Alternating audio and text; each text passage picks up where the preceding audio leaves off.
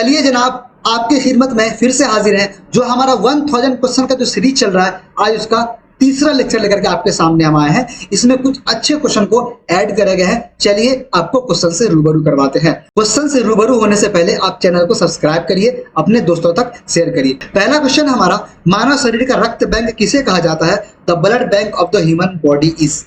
ये जो blood bank बोला गया है, ब्लड बैंक एक ऐसा ऑर्गन है हमारे बॉडी में, ठीक है, जो अगर इमरजेंसी कंडीशन आ जाती है हमारे बॉडी में किसी भी रीजन से, तो ये आपको ब्लड अवेलेबल करवा देता है। वो ऑर्गन कौन सा है? वो ऑर्गन है आपका स्प्लीन, इसको हिंदी में बोलते हैं पलिया। पलिया एक ऐसा ऑर्गन है, इसमें कुछ ब्लड स्टोर्ड होते हैं। अगर किसी भी तरीके की कोई इमरजेंसी आपके बॉडी में आ गई, ब्लड की कमी हो गई, तो ये कुछ ब्लड आपको अवेलेबल करवा देता है। तो क्या आंसर चला जाएगा आपका? इसका पहला आंसर चला जाएगा। पहला क्या है आंसर इसका? पहला है पलीहा। क्या जाएगा इसका आंसर? पलीहा। नेक्स्ट क्वेश्चन हमारा, मनुष्य शरीर में पित्त कहाँ बनता है? Bile formed in which organ of the body. ये जो बाइल है, पहले इसका काम सुन लो क्या होता है। ये बाइल जो है ना, फैट के डाइजेशन के लिए बहुत इंपॉर्टेंट रोल प्ले करता है, ठीक है। फैट के डाइजेशन के लिए बहुत इंपॉर्टेंट रोल प्ले करता है क्या? बाइल। ध्यान से सुन लो, पूछ सकता है आपसे कि बाइल किसके डाइजेशन के लिए इंपॉर्टेंट होता है? किसके लिए? मेनली फैट के लिए इंपॉर्टेंट होता है, ठीक है। यही बाइल जो है इमल्सिफिकेशन भी करवाता है। क्या करवाता है? इमल्सिफिकेशन भी करवाता है। तो ये कहां से निकलता है? ये आपका लीवर से निकलता है, और बाइल डक्ट से वो कहां पहुंचता है? स्मॉल इंटेस्टाइन में। वहां पे फैट का डाइजेशन कंप्लीट करवाता है कौन? लाइपेज। तो कहां से निकला? ये लीवर से निकला। इस क्वेश्चन का आंसर चला जाएगा आपका लीवर। इसको हम क्या बोलते हैं? यकृत। क्या बोलते हैं? यकृत। नेक्स्ट क्वेश्चन हमारा, मनुष्य की आंख कितनी परतों से मिलकर बनता है? How many layers does the human I consist of. ये जो आपका आंख है, ठीक है, ये जो आपका आंख है, ये आंख में कितने लेयर पाए जाते हैं? ठीक है, आप ये ध्यान से रख लो। ये आंख जो आपका 3 लेयर से बना होता है। कितने लेयर से? 3 लेयर से। जो सबसे बाहरी लेयर होता है उसको हम बोलते हैं क्या? एस्केलेरा। क्या बोलते हैं उसको? एस्केलेरा। याद कर लो, जो सबसे बाहरी लेयर है उसको बोलते हैं एस्केलेरा। उसके बाद जो होता है उसको बोलते हैं हम लोग कोर्वाइड। उसके बाद बोलते हैं उसको रेटिना। 3 लेयर हो गया। अगर अंदर से पूछे तो अंदर, सबसे अंदर वाला कौन सा होता है? रेटिना। सबसे बाहर वाला कौन सा होता है? आपको एस्केलेरा। और बीच वाला कौन सा होता है? कोर्वाइड। आपको याद हो गई होगी कि हमारा जो आंख है वो 3 लेयर से मिलकर बना हुआ होता है। कौन कौन सा? पहला एस्केलेरा, दूसरा कोर्वाइड, और तीसरा रेटिना। अगर अंदर से पूछे तो पहला रेटिना, अगर बाहर से पूछे तो आपको एस्केलेरा। ये भी चीज आपको ध्यान रखना है। कितना लेयर है? 3 लेयर। तो इस क्वेश्चन में आपको लेयर पूछा है, तो आपका आंसर चला जाएगा आपका थर्ड, मतलब सेकंड ऑप्शन। इसमें 3 लेयर आपको पाए जाते हैं। नेक्स्ट क्वेश्चन हमारा, गन मेटल किसका मिश्र धातु होता है? Gun metal is an alloy. Alloy क्या होता है? पहले ये समझ लो। एलॉय क्या होता है ना, कि इसमें 2 से 4 मेटल मिलकर के मिक्सचर बनाता है, जिसको हम किसी खास पार्टिकुलर चीज के लिए इस्तेमाल करते हैं, उसे एलॉय बोलते हैं। मतलब एलॉय में 2 से 4 अलग तरीके के एलिमेंट पाए जाएंगे, तत्व पाए जाएंगे, उसे हम क्या बोलेंगे? एलॉय बोलेंगे। और ये जो एलॉय है, इसका इस्तेमाल हम किसी खास पर्पस के लिए करते हैं। इस क्वेश्चन को सॉल्व करने से पहले थोड़ा हम इस चार्ट से मुखातिब होते हैं। क्या क्या इंपॉर्टेंट है उस वो आपके सामने बता देते हैं। आप इसको याद कर लेना, बेहतर रहेगा। पहला हम बात कर रहे हैं, अगर चार्ट में देखोगे तो स्टील, ठीक है। दूसरा है स्टेनलेस स्टील। ये दोनों इंपॉर्टेंट है। स्टील और स्टेनलेस स्टील में फर्क क्या है थोड़ा समझ। जो स्टील होता है और जो स्टेनलेस स्टील होता है, स्टेनलेस स्टील कहने का मतलब ये कि इसमें जंग वगैरह कम लगता है। जैसे कि अगर आप कोई बर्तन वगैरह देखोगे, इसमें ये जो बने हुए थे ये स्टेनलेस स्टील के बने हुए होते हैं। खास करके आजकल जो सीढ़ी वगैरह में जो इस्तेमाल किया जाता है वो भी स्टेनलेस स्टील का ही होता है, ठीक है, वो भी स्टेनलेस स्टील का ही होता है। तो फर्क क्या है? फर्क बस इतना सा है कि जो स्टेनलेस स्टील उसमें क्रोमियम पाया जा रहा है, और जो सिर्फ स्टील है वो उसमें कार्बन पाया जा रहा है, ठीक है। और दोनों चीज आपका सेम है। और एक फर्क यहाँ भी देख सकते हो, ये है स्टेनलेस स्टील और ये है स्टील, ठीक है। ये स्टेनलेस स्टील या स्टील, ये सबसे बड़ा इसका एग्जांपल है। ये कार्बन कॉन्टेनिंग स्टील है और ये क्रोमियम कॉन्टेनिंग स्टील है, ठीक है। इसमें जंग नहीं लगता। यहाँ देख रहे हो इसमें जंग लग रहा है। ये पीला कलर का हो गया है और ये व्हाइट कलर का है, ठीक है। तो ये दो चीज को आप डिफरेंस करके याद कर सकते हो। क्या पूछ रहा है आपका? स्टील पूछ रहा है तो कार्बन का ध्यान रखना, और स्टेनलेस स्टील पूछ रहा है तो आपका क्रोमियम का ध्यान रखना। इन चीजों का ध्यान रखना, आप बेहतर तरीके से इसको हैंडल कर पाओगे। तीसरा है ब्रॉन्ज, ठीक है। ब्रॉन्ज भी पूछा जाता है जनरली। कॉपर और टीन, कॉपर और टीन, कॉपर और टीन, मतलब एसएन को क्या बोलते हैं हम लोग, टीन बोलते हैं। कॉपर और टीन का बना होता है ब्रॉन्ज। हम ब्रास की बात करते हैं, ये ब्रास में भी जो है ना कॉपर और जिंक, कॉपर और जिंक। और गन मेटल की बात करते हैं, ये भी इंपॉर्टेंट है। गन मेटल आपको क्या हो जाएगा, कॉपर जिंक और टीन, कॉपर जिंक और टीन। नेक्स्ट है हमारा जर्मन सिल्वर। नाम से लग रहा है कि इसमें सिल्वर पाया जाएगा। सिल्वर का क्या होता है सिंबल, एजी। यहाँ पे एजी आपको नहीं दिख रहा, ठीक है। इसका मतलब है कि जो जर्मन सिल्वर है इसमें सिल्वर नहीं पाया जाता। अब नाम से कंफ्यूज मत होना कि सिल्वर अगर एग्जाम में आ गया तो जर्मन सिल्वर मतलब सिल्वर है तो एजी तो होना तय बात है। अब कंफ्यूज इससे नहीं होना, इसलिए मैंने ये चीज को यहाँ पे आपके सामने रख दी। दूसरा है नाइक्रोम। ये नाइक्रोम बहुत इंपॉर्टेंट है, जो हीटर वगैरह में इस्तेमाल करते हैं, जो हीटर में वायर इस्तेमाल करते हैं, ये नाइक्रोम का बना होता है। इसमें क्या क्या पाए जाते हैं, निकेल, क्रोमियम और आयरन, ठीक है। अगर ये चार्ट अगर आप देख लियो तो एलओआई से कोई भी क्वेश्चन आएगा तो आप इजीली वे में हैंडल कर पाओगे। तो अगर आप इस क्वेश्चन का आंसर देखोगे तो आंसर चला जाएगा आपका कॉपर जिंक टिन। ये तीनों पाए जाते हैं किसमें, गन मेटल में। तो इसका आंसर चला जाएगा फोर्थ, ठीक है, all of the above. Next question हमारा, निम्नलिखित में से कौन सा विटामिन रतौंधी के लिए जिम्मेदार है।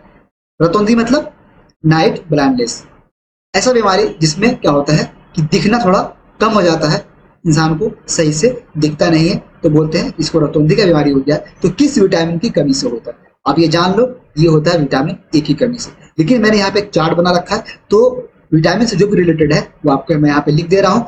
आप इजीली में इसको देख लेना, याद कर लेना। अगर विटामिन से क्वेश्चन आएंगे तो आप इजीली में इसको हैंडल कर पाओगे। चलो थोड़ा हम फोटो का हेल्प लेते हैं, थोड़ा समझने की कोशिश करते हैं। देखो अगर यहाँ पे देखोगे तो पहला चीज है विटामिन ए। इसका जो साइंटिफिक नेम है या रासायनिक नेम है, इसको हम बोलते हैं क्या, रेटिनॉल, ठीक, क्या बोलते हैं इसको, रेटिनॉल। ये याद कर सकते हो, इंपॉर्टेंट होता है। कौन सा डिजीज करता है ये, आपको नाइट ब्लाइंडनेस। अब विटामिन बी, विटामिन बी में जो सबसे अच्छी खासियत क्या है, ये जो विटामिन बी है इसमें अलग अलग तरीके के टाइप है, B1, B2, B3, B4, B5, B6, और ऐसा किसी विटामिन में नहीं है, ठीक है। तो हम विटामिन बी जब पढ़ेंगे तो इसके टाइप के बारे में भी पढ़ेंगे। तो पहला है मेरा विटामिन B1, इसको हम बोलते हैं क्या, थायमिन, क्या बोलते हैं इसको, THIAMINE, थायमिन। इससे जो बीमारी होता है बेरी बेरी, कौन सा बीमारी होता है, बेरी बेरी, इसको याद कर लेना। नेक्स्ट है हमारा विटामिन B2।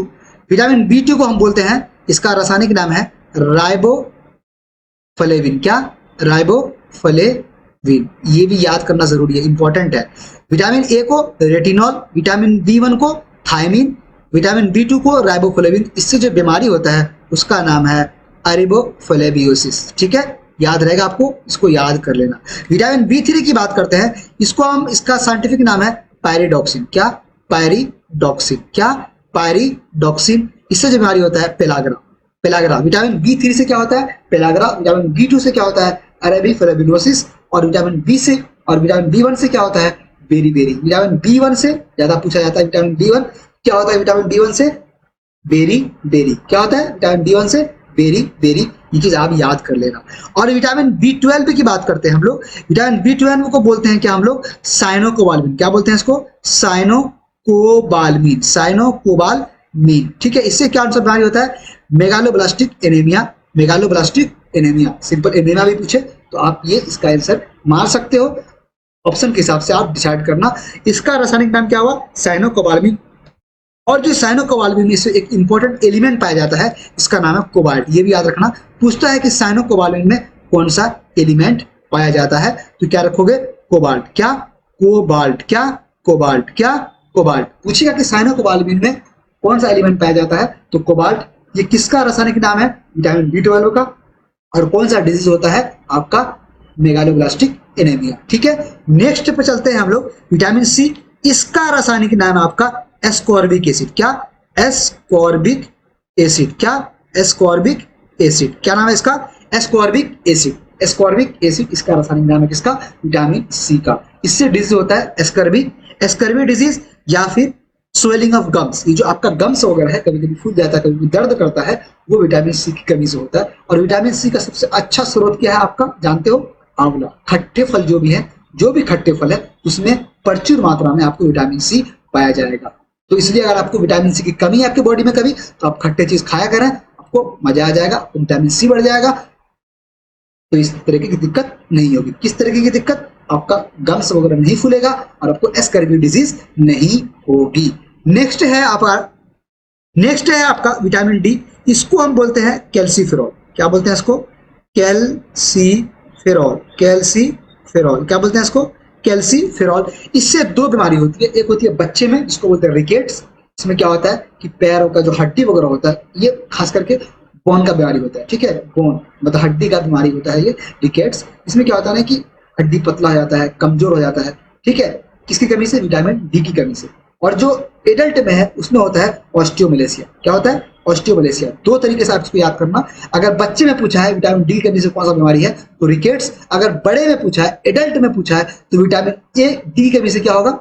अगर एडल्ट में पूछा है कि विटामिन डी की कमी से क्या हो रहा है, तो आप क्या मारोगे? ऑस्टियोमलेशिया। अगर बच्चे में पूछता है विटामिन डी की कमी से क्या होता है, तो आप मारोगे रिकेट्स। ठीक है, नेक्स्ट विटामिन आपका विटामिन ई, जिसको हम बोलते हैं क्या? ई को बोलते हैं टोकोफेरॉल। क्या बोलते हैं इसको? टोकोफेरॉल। याद रखना, याद कर सकते हो टोकोफेरॉल। इसकी कमी से क्या होता है? स्टेरिलिटी आती है। स्टेरिलिटी आती है मतलब फर्टिलिटी कम हो जाती है। क्या होता है कि ये बच्चे वगैरह अगर नहीं हो रहा होता है, तो इसमें माना जाता है कि इसमें किस विटामिन की कमी है? विटामिन ई की कमी है। किसकी कमी? विटामिन ई की कमी एक रीजन हो सकता है फर्टिलिटी का, मतलब इनफर्टिलिटी का एक रीजन हो सकता है। किसका? विटामिन ई की कमी। ठीक है, अगर विटामिन ई की कमी है तो आपको इनफर्टिलिटी देखने को भी मिलता है। अगर पूछे कि लेस फर्टिलिटी या स्टेरिलिटी या इनफर्टिलिटी के लिए कौन सा विटामिन जरूरी है, तो आप क्या मार के आओगे? Vitamin E. ठीक है, अगर आपसे ये पूछे कि लेस फर्टिलिटी या इनफर्टिलिटी या स्टेरिलिटी, ये तीन चीज अगर आपको ये वर्ड आपको सुनने को मिलता है, तो ये अगर विटामिन से रिलेटेड है तो किस विटामिन को जाएगा? ये विटामिन ई की कमी से ये तीनों चीज आपको दिखने को मिल सकता है। क्या? स्टेरिलिटी या फिर लेस फर्टिलिटी या इनफर्टिलिटी, कुछ भी वर्ड पूछ सकता है आपको, तो तीनों वर्ड आपको आना चाहिए। ठीक है, चलिए नेक्स्ट विटामिन बोल रहा है आपका विटामिन के। क्या? नेक्स्ट विटामिन क्या है आपका? विटामिन के। तो विटामिन के की बात करते हैं। इसको हम बोलते हैं फाइलोक्विनोन। क्या बोलते हैं इसको? फाइलोक्विनोन। फाइलोक्विनोन। और ये आपको बताया मैंने आपको अभी कि ब्लड प्रोटीन के लिए जो विटामिन रिस्पॉन्सिबल है वो कौन सा विटामिन है? विटामिन के। तो अगर आप यहाँ से विटामिन को सही से देख लियो, अगर आप ये चार्ट देख लियो, तो आप यहाँ से इसका रासायनिक नाम और उसके साथ साथ जो है आप इससे होने वाले डिजीज को याद कर सकते हो। लेकिन इस क्वेश्चन में पूछा है आपका रतौंधी के लिए कौन सा विटामिन जरूरी है, तो आपका आंसर चला जाएगा विटामिन ए। ठीक है, नेक्स्ट क्वेश्चन हमारा, मनुष्य के दांत कितने प्रकार के होते हैं? How many types of teeth are there in human? गौर से सुनना, हमारे मुंह में जो है 4 प्रकार के दांत होते हैं। और कितने दांत होते हैं? 32। 16 ऊपर 16 नीचे। ठीक है, 16 ऊपर 16 नीचे। ये जो 16 दांत ऊपर है और 16 दांत नीचे है, अगर हम किसी एक को भी पढ़ लेते हैं, चाहे ऊपर का पढ़ लेते हैं चाहे नीचे का पढ़ लेते हैं, तो बात हमारा क्लियर हो जाएगा। तो चलो हम नीचे की बात करते हैं। जो नीचे दांत है उसमें 16 में भी अगर हम 8 पढ़ लेते हैं, 8 इस साइड के 8 इस साइड के, तो किसी एक साइड का अगर 8 पढ़ लिया तो हमारा काम हो जाएगा। तो चलो हम किसी 8 के बारे में बात करते हैं। जैसा ये 8 होगा वैसा ये 8 होगा, फिर जैसा ये 8 होगा वैसा ही इस तरह का इस साइड का 8 होगा, फिर इस साइड का 8 होगा। तो आपको किसी 8 को पढ़ लेने से आपका दांत का पूरा कंसेप्ट क्लियर हो जाएगा। चलो हम इसको फोटो से देख लेते हैं। अगर आप चलोगे यहाँ पे फोटो को देखते हो, तो ये जो दांत है 3, जिसको हम चौवा बोलते हैं, ये कितने हैं? 3। उसके बाद ये जो दांत है 2, चौवा के बाद जो दांत पाए जाते हैं इसको 2 दांत जो होता है वो इस तरह का दिखता है। उसके बाद जो एक दांत होते हैं ये वाला, और उसके बाद जो है ये 4 दांत देख रहे हो, तो 4 में से हम आधा ही बांटेंगे ना इधर, मतलब आधा इधर, 8 बांटेंगे इधर, 8 इधर, 8 इधर, 8 इधर, तो ये 2 हो गए। ठीक है, तो ये 2 हो गए। अगर आप इन चीजों को देखोगे तो आपको एक चीज और याद होना चाहिए, डेंटल फार्मूला। डेंटल फार्मूला जो होता है वो आपको याद होना चाहिए। वो डेंटल फार्मूला क्या होता है? डेंटल फार्मूला ये होता है 2 1 2 3, 21 23 21 23। ठीक है, 2 1 2 3 बाय 2 1 2 3। आप इसको कैसे भी याद कर सकते हो, 21 23 बाय 21 23। अब ये कैसे आया वो भी आप देख लो, मैं आपको समझा देता हूँ। ये हुआ आपका एडल्ट का। किसका हुआ? ये एडल्ट का हुआ। ये किसका हुआ? एडल्ट का। अगर चाइल्ड का पूछता है तो 2 1 02 2102। ये किसका हुआ? चाइल्ड का, और ये हुआ आपका एडल्ट का। आपको हम समझाते हैं यहां से। देखो ये जो 3 है ना, ये 3, ये जो फॉर्मूला है 3, अगर इधर से लेते हैं हम इसको, तो पहले क्या है, कितना 2, ये 2 हो गया आपका। इसका जे कितना है 1, ये आपका 1 हो गया। इसका जे कितना है 2, ये 2 हो गया। इसका कितना है ये 3, ये 3 हो गया। सबका नाम अलग अलग है। ये जो पहले 2 हैं इसका नाम है क्या? इंसीजर। देख रहे हो यहाँ पे इंसीजर लिखा हुआ, ये 2 के इंसीजर लिखे हुए हैं। उसके बाद जो ये 1 है इसका नाम है केनाइन। क्या नाम है? केनाइन। उसके बाद जो ये 2 है इसका नाम क्या है? आपको मालूम है इसका नाम क्या है? इसका नाम आपका प्री मोलर। और ये 3 है इसका नाम है मोलर। अगर आप इसको हिंदी में देखोगे, इसको हम इंसीजर बोलते हैं, उसको बोलते हैं हिंदी में कीर्तंक। दूसरा जो हम बोले थे, इसको बोले थे क्या? किनाइन। इसको हम बोलते हैं रदनक। उसके बाद जो इसको हम बोले थे प्रीमोलर, इसको बोलते हैं अग्र चर्वनक। अग्र चर्वनक। उसके बाद बोलते हैं इसको चर्वनक। क्या बोलते हैं इसको? चर्वनक। तो क्या हो गया आपका? 1 हो गया कीर्तंक, रदनक, अग्र चर्वनक और चर्वनक। हिंदी में बोलो या इंग्लिश में बोलो। इंग्लिश में क्या हो गया आपका? Incisor, canine, premolar, molar. Hindi में बोलो कीर्तंक, रदनक, अग्र चर्वनक, चर्वनक। ये हो गए आपके 4 दांत। नाम आप नाम भी याद कर सकते हो। तो अगर नाम याद नहीं भी कर सकते हो तो आपको ये फॉर्मूला याद रखना है 2123 2123 बाय 2123। आपको मैंने समझा दिया कि कैसे ये फॉर्मूला आया है, कैसे इन चीजों को मैंने आपके सामने रखा है, तो आप इजीली इन चीजों को देख सकते हो। ये जो मैंने चाइल्ड का फॉर्मूला लिखा है, आप यहाँ देखोगे इसमें कितना है? यहाँ पे 0। ये 0 वाला जो पोजीशन है किसका है बाबू? ये प्रीमोलर का है। देख रहे हो, अगर फॉर्मूला से मैच कर रहे हो, ये जो हम यहाँ पे देख रहे हो ये फॉर्मूला, ये किसका फॉर्मूला था? ये किसका नंबर था? प्रीमोलर का। अगर ये प्रीमोलर का नंबर है, यहाँ पे 2 प्रीमोलर आपको एक साइड पाया जा रहा है, तो 2 इस साइड ही पाए जाएंगे। लेकिन यहाँ पे 0 शो कर रहा है, इसका मतलब क्या है कि 0 शो करने का मतलब ये है कि प्रीमोलर बच्चे में नहीं पाए जाते। तो पूछता है कभी कभी क्वेश्चन में एक स्टेप आगे बढ़ के कि बच्चे के दांत में कौन सा दांत अब्सेंट होता है। तो बच्चे का दांत होता है उसमें कौन सा दांत अब्सेंट होता है, तो आपका क्या चला जाएगा? प्रीमोलर। अगर इसको हिंदी में बोलोगे अग्र चर्वनक। ठीक है, याद रहेगी। हमको लगता है कि अगर दांत से कोई भी क्वेश्चन पूछता है तो आप इजीली में आप इसको हैंडल कर पाओगे। या फार्मूला पूछ दे, या नंबर वाइज कुछ पूछ दे, या फिर पूछ दे कि एक साइड में दांत के कितने किनाइन होते हैं, कितने प्रीमोलर होते हैं, कितने मोलर होते हैं। ये भी चीज आप यहाँ पे क्लियर कर लिए होगे। हम फार्मूला जो बनाते हैं, दांत का जो फार्मूला बनाते हैं, वो किसी एक साइड को लेकर बनाते हैं। जैसे इस साइड को अगर हम लिए हैं तो इस साइड का 2123 2123 2123 किसी एक साइड का लेकर के डेंटल फॉर्मूला बनता है। तो 2123 2123, तो 8 इधर 8 इधर 16, 8 इधर 8 इधर 16 16 दूना 32। आपको सही चीजें समझ में आ गई होगी। तो इस क्वेश्चन का आंसर क्या होगा? इस क्वेश्चन का आंसर चला जाएगा आपका 4। 4 प्रकार के दांत पाए जाते हैं। नेक्स्ट क्वेश्चन हमारा, पानी के अंदर ध्वनि सुनने के यंत्र को क्या कहा जाता है? What is the instrument used to hear sound under water? जो पानी के अंदर किसी तरह के आवाज को सुनने की हम कोशिश करते हैं तो हम कौन सा इंस्ट्रूमेंट यूज करते हैं? उस इंस्ट्रूमेंट का नाम है हाइड्रोफोन। इस क्वेश्चन का आंसर चला जाएगा आपका first option hydrophone. Next question हमारा, प्रकाशीय तंतु में प्रकाश किस सिद्धांत पर कार्य करता है? On what principle does light work in a optical fibre? देखो ये ऑप्टिकल फाइबर के बारे में पढ़ लो। इसके बाद यहाँ पे 3-4 एग्जांपल और बताएंगे हमको जो इसी फिनोमेना पे बेस्ड करेगा। कौन कौन से? अगर हम ऑप्टिकल फाइबर की बात करते हैं तो इसमें होता क्या है ना कि अगर कोई लाइट अंदर घुस गई तो वो अंदर ही अंदर रिफ्लेक्ट करते रहता है, उसका लाइट बाहर नहीं निकलता। इसीलिए हम इसको बोलते हैं टोटल इंटरनल रिफ्लेक्शन। तो ये किस सिद्धांत पे काम कर रहा है? Total internal reflection. इसका एग्जांपल अलग अलग है। जो डायमंड है, डायमंड का जो स्पार्कल है, स्पार्कलिंग ऑफ डायमंड है, ये भी इसी सिद्धांत पे काम करता है। क्योंकि अगर मान लिया जाए एक डायमंड है, ठीक है, एक ये आपका मान लिया जाए कि ये डायमंड है, ठीक है, अगर इसके अंदर भूले भंगटे से कोई लाइट घुस गई तो अब इसी के अंदर ये रिफ्लेक्ट आपको करता रहेगा। ठीक है, ये डायमंड का लाइन है, यहाँ रिफ्लेक्ट करा, फिर ये इधर करेगा, फिर ये इधर करेगा, मतलब कंटिन्यू इसी के अंदर जो है ना ये रिफ्लेक्शन शो करता रहेगा। एक बार लाइट अगर अंदर घुस गई तो वो अंदर ही अंदर रिफ्लेक्शन उसका होता रहता है, इसलिए डायमंड इतना चमकीला दिखता है। इसलिए स्पार्कलिंग ऑफ डायमंड जो है वो किस सिद्धांत पे बेस्ड है? टोटल इंटरनल रिफ्लेक्शन, या इसको हिंदी में बोलते हैं पूर्ण आंतरिक परावर्तन। एक ये एग्जांपल हो गया। पहला हो गया आपका ऑप्टिकल फाइबर, ये इसी सिद्धांत में काम करता है। दूसरा मैंने बताया आपको डायमंड, क्या बताया आपको? डायमंड, ये भी इसी पे काम करता है। तीसरा आपको इंडोस्कोपी, जो मेडिकल टर्म से भी यूज किया जाता है, इंडोस्कोपी। इंडोस्कोपी ये भी इसी फेनोमेना पे काम करता है।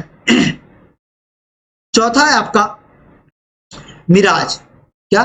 मिराज। ये मिराज क्या होता है? जैसे आप बहुत गर्मी पड़ रही है, बहुत तेज धूप है, अगर आप कहीं गाड़ी पे जा रहे हो तो देखोगे कि रोड के आगे कुछ देर आगे आपको पानी पानी दिखा देगा रोड, ठीक है। जब उसके आसपास जाओगे तो फिर वो लगेगा कुछ नहीं है, पानी कुछ नहीं है, फिर आगे आपको दिखेगा पानी। तो वो जो फेनोमेना वहां पे होती है, वहां पे भी कौन सा फेनोमेना आता है? टोटल इंटरनल रिफ्लेक्शन या पूर्ण आंतरिक परावर्तन, इसको हिंदी में बोलते हैं। तो आपको पूर्ण आंतरिक परावर्तन का 4 एग्जाम्पल आपको याद रखना है। ऑप्टिकल फाइबर, डायमंड, तीसरा आपको रखना है इंडोस्कोपी, चौथा याद रखना आपको मिराज। ये चारों में कौन सा सिद्धांत फॉलो होता है? टोटल इंटरनल रिफ्लेक्शन, पूर्ण आंतरिक परावर्तन का सिद्धांत इसमें फॉलो होता है। तो इस क्वेश्चन का आंसर क्या चला जाएगा आपका? Second option, total internal reflection, ठीक है। नेक्स्ट क्वेश्चन है हमारा कि पौधे का कौन सा हिस्सा पानी और खनिज का परिवहन करता है? Which part of the plant transport water and minerals. अगर आप टिश्यू के बारे में पढ़े होंगे अच्छे से, तो प्लांट में 2 तरीके के टिश्यू पाए जाते हैं, एक होते हैं परमानेंट, एक होते हैं मेरिस्टेमेटिक। जो मेरिस्टेमेटिक है वो डिवीजन में हेल्प करता है, पेड़ पौधे के बढ़ने में हेल्प करता है। जो परमानेंट है वो आपके उसके 2 प्रकार होते हैं, एक होते हैं आपके सिंपल, एक होता है कॉम्प्लेक्स। जो कॉम्प्लेक्स होते हैं ना, उसी के बारे में हम यहाँ बात करेंगे। कॉम्प्लेक्स के 2 पार्ट होते हैं, एक होते हैं जाइलम, एक होता है फ्लोएम। जो जाइलम है वो पानी और मिनरल्स को ट्रांसपोर्ट के लिए हेल्प करता है, और जो फ्लोएम है वो खाना पीना को ट्रांसपोर्ट के लिए हेल्प करता है। 2 चीज आपको याद रखना, फ्लोएम खाना पीना और जाइलम पानी के लिए। तो इस क्वेश्चन का आंसर क्या चला जाएगा आपका? जाइलम, ठीक है, यही पानी को हेल्प करता है। अगर खाने की बात करेगा तो ये चला जाएगा, खाना वगैरह इससे, ठीक है, पानी इससे, किससे? पानी इससे, ठीक है। नेक्स्ट क्वेश्चन हमारा, थोड़ा पढ़ो, मैं पानी पी लेता हूं।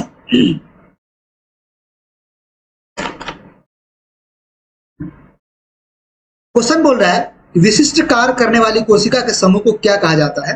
Group of cell which perform specific function is called. ये जो कोशिका होती है, अगर ये किसी तरीके से स्पेशलाइज्ड हो जाए किसी एक खास फंक्शन को करने के लिए, तो हम उसको बोलते हैं टीसू या उत्तक। क्या बोलते हैं? टीसू या उत्तक, ठीक है। तो इसका आंसर क्या चला जाएगा आपका? 4th ऑप्शन है टीसू उत्तक। नेक्स्ट क्वेश्चन हमारा, किस वैज्ञानिक ने क्रम विकास का सिद्धांत दिया था? क्रम विकास मतलब इवोल्यूशन का। ये क्रम विकास और इवोल्यूशन का मतलब क्या? अगर आप इवोल्यूशन पढ़े होगे तो आपको वहां पे समझाया गया होगा चीज है कि हमारा जो पूर्वज क्या है, वो बंदर है, ठीक है। बंदर जो है उसमें कुछ चेंजिंग आए। चेंजेस क्या है कि वो खड़ा होना स्टार्ट हुआ। पहले वो 4 पैर पे चल रहे थे, उसके बाद वो खड़ा होना स्टार्ट हुआ। जब वो खड़ा होना स्टार्ट हुआ, फिर उसको समझ में आए कि हमारे बॉडी को भी कवर करने की जरूरत है, ढकने की जरूरत है। फिर वो ढका गया। फिर उसके बाद और जब दिमाग बढ़ा टाइम टू टाइम, तो समझ आई, बोलने की क्षमता आई, ठीक है, चीजों को करने की समझ आई, और फाइनली एक अभी आप इंसान को देख रहे हो। तो ये हमें ये बताया जाता है कि हमारा जो पूर्वज था वो मंकी था, वहां से हम लोग आगे बढ़ते हुए यहाँ तक पहुंचे हैं। तो इसी क्रमबद्ध चीज को हम क्या बोलते हैं? इवोल्यूशन बोलते हैं। क्योंकि पहले बंदर था, अब चेंज होकर के इंसान बन गया है, तो इसी चीज को क्या बोलते हैं? इवोल्यूशन। क्या बोलते हैं? क्रम विकास। तो इस प्रोसेस का जो अध्ययन किया था वो किस साइंटिस्ट ने किया था? उसका नाम है चार्ल्स डार्विन। तो इसका आंसर क्या चला जाएगा? 3rd। नेक्स्ट क्वेश्चन हमारा, मनुष्य के शरीर में प्रचुर मात्रा में पाया जाने वाला तत्व कौन सा है? प्रचुर मतलब सबसे ज्यादा। Which element is found in abundance in the human body. मतलब एबंडेंस में सबसे ज्यादा क्या पाया जाता है? अगर आप एक कोड याद रखोगे, एक कोड है ओसीएन। क्या? ओसीएन, ठीक है। इसमें हाइड्रोजन बीच में मिला दो, ओसीएन। क्या? ओसीएन। ओसीएन देखोगे ना, ओ से ऑक्सीजन, ठीक है, सी से कार्बन, एच से हाइड्रोजन, एन से नाइट्रोजन। ये जो है ना एलिमेंट, ये एलिमेंट हमारे बॉडी में क्रमबद्ध तरीके से पाया जाता है। सबसे ज्यादा क्या पाया जाता है? ऑक्सीजन, जिसका 65%। कितना ये पाया जाता है? 65%। कार्बन पाया जा रहा है आपका 18%, और हाइड्रोजन पाया जा रहा है आपका 10%, और नाइट्रोजन पाया जा रहा है आपका 3%। ठीक है। अगर आपको पूछता है कि बॉडी में सबसे ज्यादा, हमारे ह्यूमन बॉडी में सबसे ज्यादा कौन सा तत्व पाया जाता है, तो क्या जाएगा आपका आंसर? आपका आंसर जाएगा ऑक्सीजन। लेकिन अगर एक क्वेश्चन आगे बढ़ के पूछता है कि अर्थ क्रस्ट में सबसे ज्यादा क्या पाया जाता है, साथ एक क्वेश्चन नेक्स्ट आगे है, उसमें डिस्कस करेंगे, तो यहाँ पे आंसर क्या चला जाएगा आपका? ऑक्सीजन। ठीक है, सबसे ज्यादा ऑक्सीजन हमारे बॉडी में पाया जाता है। ठीक है। नेक्स्ट क्वेश्चन हमारा, पृथ्वी की पपड़ी पर कौन सा तत्व प्रचुर मात्रा में पाया जाता है? Which element found in abundance on earth crust. यहाँ पे भी एक मैंने आप कोड बना के आपको देता हूं, ओ सीता आलू फेंक, ओ सीता आलू फेंक। Oxygen, silicon, aluminium, iron. ओ सीता आलू फेंक, ओ से ऑक्सीजन, फिर से SI से सिलिकॉन, और Al से अल्यूमिनियम, Fe से आयरन। ठीक है, ये कोड याद कर लो। अगर पूछता है आपको अर्थ क्रस्ट में सबसे ज्यादा क्या पाया जाता है, ऑक्सीजन कितना परसेंट? 46% ये पाया जाता है, और सिलिकॉन 27%, और अल्युमिनियम 8%, और आयरन आपको 5%। ये भी चीज अगर याद कर सकते हो तो कर लो। लेकिन अगर आपको ये कोड याद रहा, कौन सा? ओ सीता आलू फेंक। अर्थ क्रस्ट में आपको ये कोड याद रखना, ओ सीता आलू फेंक, ओ सीता आलू फेंक, ओ से ऑक्सीजन, SI से सिलिकॉन, और आलू अल्युमिनियम, और फेंक से आयरन, Fe से फेंक, फेंक से आयरन। ठीक है, Fe से आयरन हो गया आपका, कोई दिक्कत नहीं है। तो ये कोड अगर याद रहा तो आप इजीली वे में क्वेश्चन को सॉल्व कर सकते हो। अगर ह्यूमन बॉडी पूछता है तो ओशियन, OCN और H लगा देना बीच में, ocean, oxygen, carbon, hydrogen, nitrogen. अगर अर्थ क्रस्ट में पूछता है तो आपको ओ सीता आलू फेंक। ऑक्सीजन सबसे ज्यादा 46%, सिलिकॉन 27%, अल्युमिनियम 8%, और आपका जो आयरन है वो 5%। तो इस क्वेश्चन का आंसर क्या चला जाएगा आपका? ये भी इसका आंसर ऑक्सीजन ही जाएगा, क्योंकि ये 46% पाया जा रहा है। तो आपको परसेंटेज याद रखना है। पूछ सकता है कि सेकंड कौन पाया जा रहा है, तो सेकंड कौन चला जाएगा आपका? सिलिकॉन। ठीक है।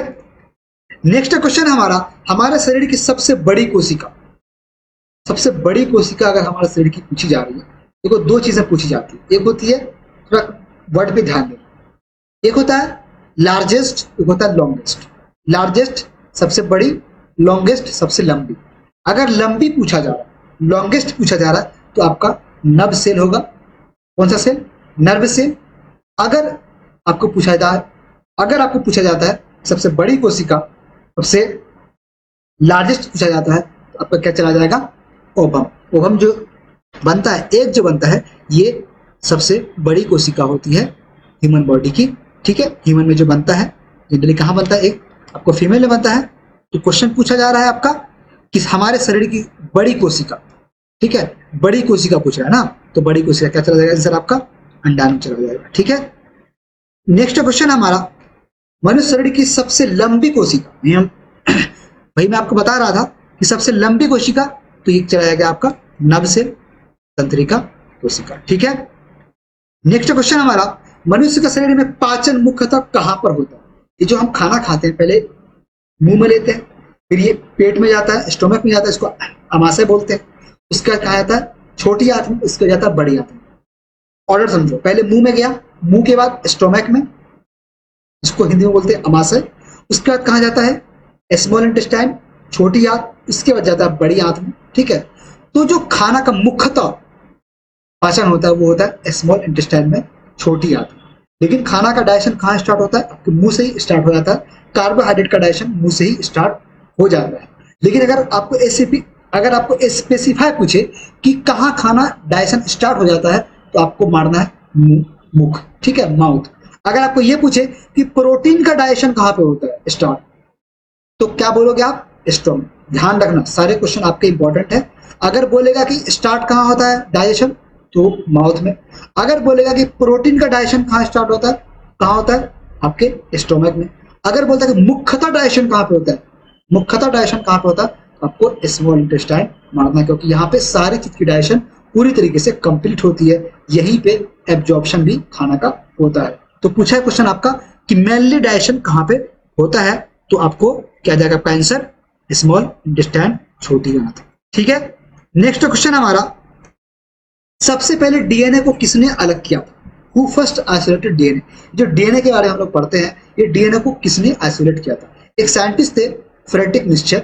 ये जो है ना पस सेल, जो पस वगैरह बन जाता है, फोड़ा वगैरह होता है, ये जो फोड़ा वगैरह हुआ था, इससे क्या किया ना कि उसको साफ करके, जब बैंडेज वगैरह से साफ करके उसको जो फेंक दिया गया था, इसने क्या किया ना उस पर स्टडी किया।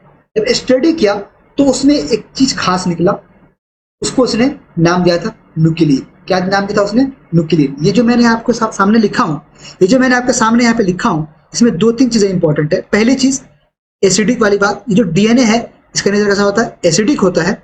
और ये जो न्यूक्लियन है, ये जो मिक्सचर साहब थे, इसको न्यूक्लियन पहले कहा था, क्या कहा था इसको, न्यूक्लियन कहा था, बाद में इसको डीएनए कहा गया। तो NuClei न्यूक्लियन, इसको पहले नाम दिया था, किससे निकाला था, पस सेल से। पस सेल में स्टडी किया था इसने, किसने, फ्रेडरिक मिक्सचर। ये पस सेल में स्टडी किया था किसने, फ्रेडरिक मिक्सचर ने, और यहां से इसने डीएनए को आइसोलेट किया था। पहले इसको क्या बोला था उसने, न्यूक्लियन, और इसका नेचर बताया था कि ये एसिडिक होता है। तो इस क्वेश्चन का आंसर क्या चला जाएगा आपका, फ्रेडरिक मिक्सचर। ठीक है, नेक्स्ट क्वेश्चन हमारा, मानव शरीर में एनीमिया बीमारी किस धातु की कमी के कारण होता है। सिंपल सी बात है, क्वेश्चन इजी है, आप इसको याद भी कर सकते हो। आयरन की कमी से, किसकी, आयरन की कमी से हमें एनीमिया की बीमारी होती है। अगर आयरन की कमी हुई तो क्या होगा, हेमोग्लोबिन में कमी आएगी।